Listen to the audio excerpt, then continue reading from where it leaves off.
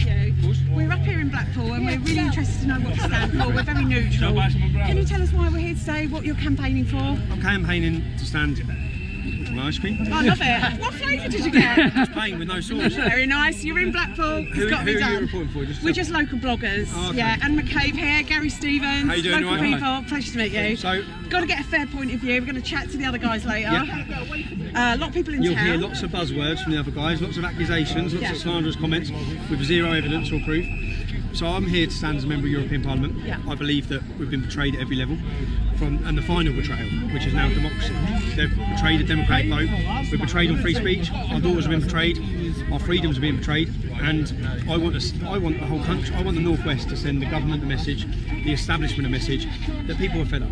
And if I am elected, I'll be donating 100% of my salary. We'll have a look at this today. Yep. I'm very ignorant about what you do stand for, but I know you're very controversial. You have a lot of passion as well, and a lot of people... I talk about problems I see, so that people can differentiate. Problems I see with Islam, not Muslims, Islam. So Islam is an idea that is there for criticism in every sense, and I criticise the motives and the scripture that creates terrorism and creates the problems. I see there's massive problems with assimilation, integration, and by ignoring them is not going to help. Yeah. People say, oh, hate speech.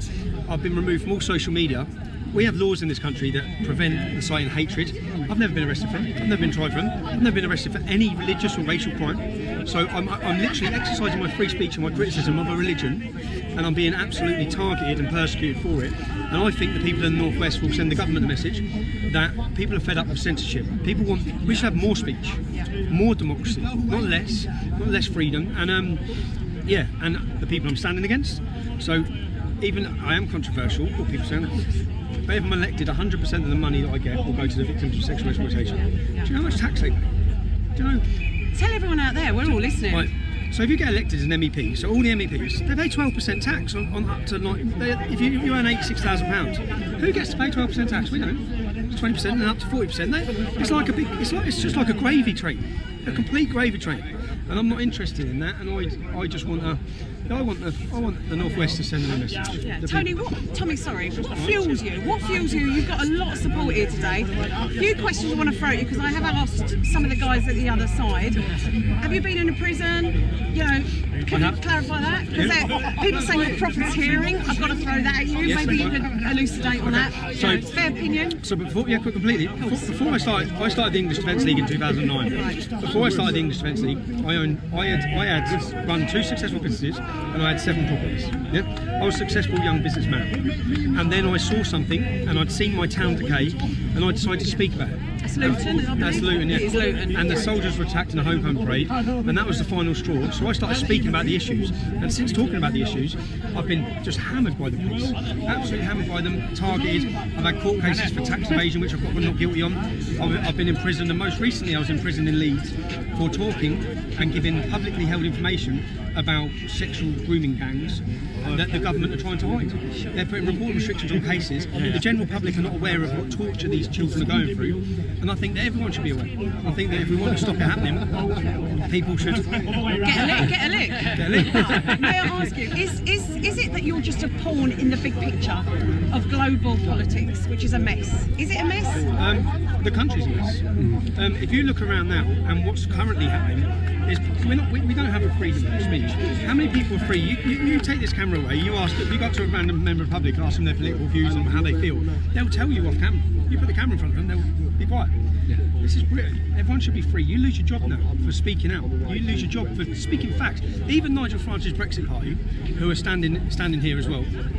Nigel Farage, the woman who set his party up with him, she resigned for Islamophobia, for stating a fact.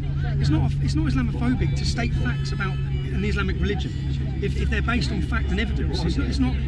The truth is not hate speech. And I always separate people from the idea. So we talk about an idea, we talk about Islam. We're not talking about Muslims. I don't want to. There's all these facades. When I meet people who have a go at me, they say, "Oh, you want to deport all Muslims?" I've never said that. "Oh, you hate Muslims?" I've never said that. Like any of these things, when they talk about racism, I'm completely against racism. But I'm not afraid to still stand up and state the truth. And to be honest, the reason why my support grows is because of the labelling. People are fed up being labelled. everyone's far right who doesn't agree. If you speak out against anything, you're now labelled as far right or extremist. All these buzzwords by newspapers, by media, and they're all in it together. And everyone's witnessed that. And even, I'm glad, I don't know if yours local blog, but I think it's great that independent people are getting out that probably are not heavily funded. Absolutely. So we're independent so blogging you can in just Blackpool. you can just give your view, yeah? Whereas the BBC, if you're the BBC, you can't. And everyone's censored, and people are crying out for another voice. And then we created that voice. I had the most engaged Facebook profile in the country. Yeah, people were going there to talk and debate and talk politics, and they removed it. And they removed everything. So well, you've obviously got a great local support here. We have to give everybody a fair point of view. Wish you all the best, Tommy. Yeah, and great. all your team in Blackpool. We have to be fair, and we have to get everyone's Blackpool's proper points of view. Blackpool's a working class town. Of course. Yeah, please, 96% of British MPs are middle class. 96%. Their children are in private schools. They don't live where we live. They don't experience what we experience, and they want to dictate to us and tell us. And then when we complain about things that are affecting us in our communities where they don't live, you're then branded as extreme.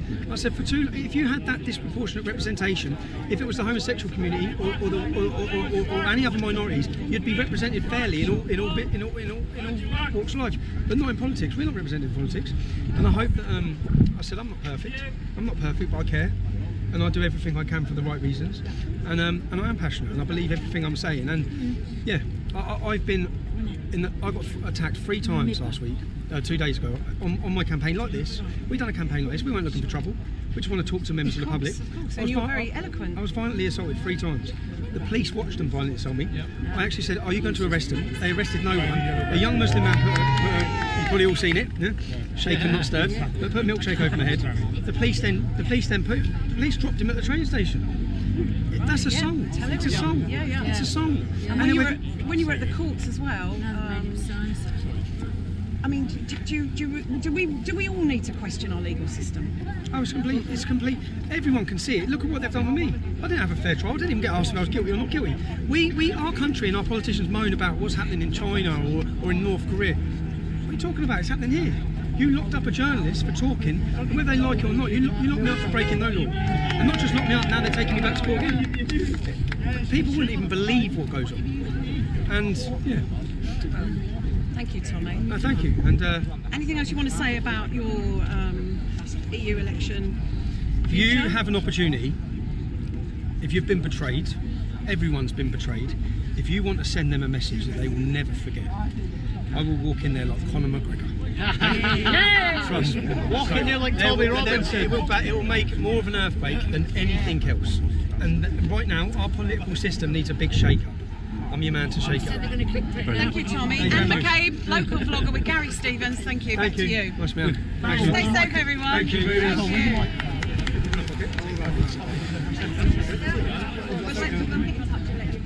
Guys, if we can just make a space, the people that are walking through can still get through. He wasn't happy. No,